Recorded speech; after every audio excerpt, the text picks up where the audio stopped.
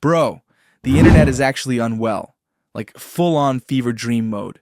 It used to be a place where you could look up your third-grade crush, watch a cat fall off a chair, and then go outside like a normal person. Now the internet has become an AI-infested, TikTok-possessed, paranoia-inducing, soul-sucking black hole, and none of us are escaping. First of all, AI has taken over, but not in the cool, sci-fi, destroy all humans way. No, it's taken over in the this is painfully embarrassing way. ChatGPT was supposed to help with homework and essays. Now it's arguing with people on Twitter and gaslighting users into thinking they never asked it to summarize Twilight in the style of a 1920s gangster. AI girlfriends are a thing, which is already concerning, but the worst part? They're breaking up with people. Imagine paying $20 a month for an AI girlfriend, only for her to ghost you because you weren't emotionally available. Bro, the robot is AI generated. She doesn't even have emotions. And TikTok? TikTok is now a sentient being. It no longer just recommends videos. It knows you. You watched one video about building a homemade flamethrower, and now you're on Pyro Talk, Survivalist Talk, and somehow Balkan War Crimes Talk. There is no escape. You could open the app, blink twice, and suddenly you're knee-deep in a 40-minute documentary on why 19th century Serbian farmers were built differently. You don't even remember liking the first video. It just knows. TikTok's algorithm is so good it's starting to feel illegal. The other day I thought about buying a new gaming chair. Didn't say it out loud, didn't type it. The next thing I know, my entire FYP is chairs. Gaming chairs, office chairs, medieval torture chairs. I'm convinced the app is not just listening but actively reading my neurons. And speaking of things that don't make sense, social media beefs have gotten out of control. Back in the day, celebrities would drop a diss track, post a subtweet, and that was it. Now, fast food brands are going at it like it's the Cold War. Wendy's tweets like a 17-year-old Call of Duty player with anger issues. Burger King is one bad QRT away from committing a felony. Even Duolingo is talking crazy. Bro, you teach languages. Why are you threatening to burn my house down if I forget my Spanish lesson? Don't even get me started on YouTube. You go in looking for a simple tutorial and, before you know it, you're 6 hours deep into an AI-generated documentary titled The Untold History of the Bread Uprising. YouTube's recommendations are no longer a feature, they are a death trap. You will start watching a video about how to fix your sink and end up learning about the mating habits of deep-sea squids narrated by a British guy who sounds like he personally discovered the squids himself. But Instagram? Oh, Instagram is not even a photo-sharing app anymore. You scroll for too long, and suddenly your Explore page is filled with weirdly aggressive self-improvement reels. If you're not up at 3 and doing alpha male push-ups and drop shipping to Estonia, you are a failure. Relax, bro. I just wanted to see what my cousin's baby looks like. And then there's Twitter, X. Yeah, Elon rebranded it, but he should have just called it The Apocalypse because this app is straight up unhinged. Half the people on it are bots, the other half are fighting for their lives in the replies, and the few remaining normal people, they left 3 updates ago. Twitter used to be a place for jokes, memes, and the occasional existential crisis. Now it's either AI spam telling you how to make $10,000 a month using Canva or a 47-tweet thread on why the Mongolian Empire actually invented modern capitalism.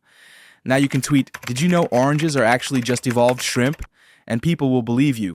By the time you finish typing "this is fake," the tweet already has 400,000 likes and a documentary deal on Netflix. And let's talk about online personalities because nobody is normal anymore.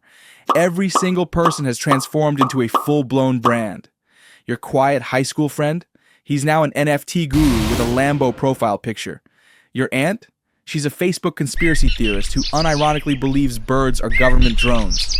Your gym bro? He just started a podcast where he and his boys sit in a car and talk about modern women while sipping Prime like it's holy water.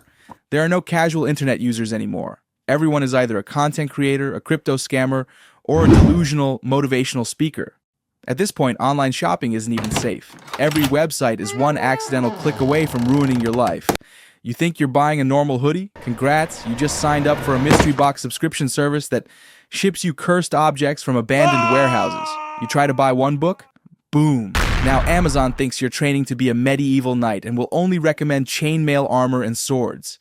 Oh, and let's talk about how every single website is paywalled now. You Google one thing, click on an article, and boom, subscribe for $9.99 to keep reading. Bro, I just wanted to know if penguins have knees. Why do I need to take out a mortgage to finish this paragraph? Every website thinks it's Netflix. I went to read about the history of peanut butter and the site hit me with 3 pop-ups, a request for my email, and a subscription plan with a limited time offer. At this point, I'm convinced these sites are just making up information behind the paywall. I bet if I finally paid, the article would just say, "We don't actually know. But thanks for the $10, loser."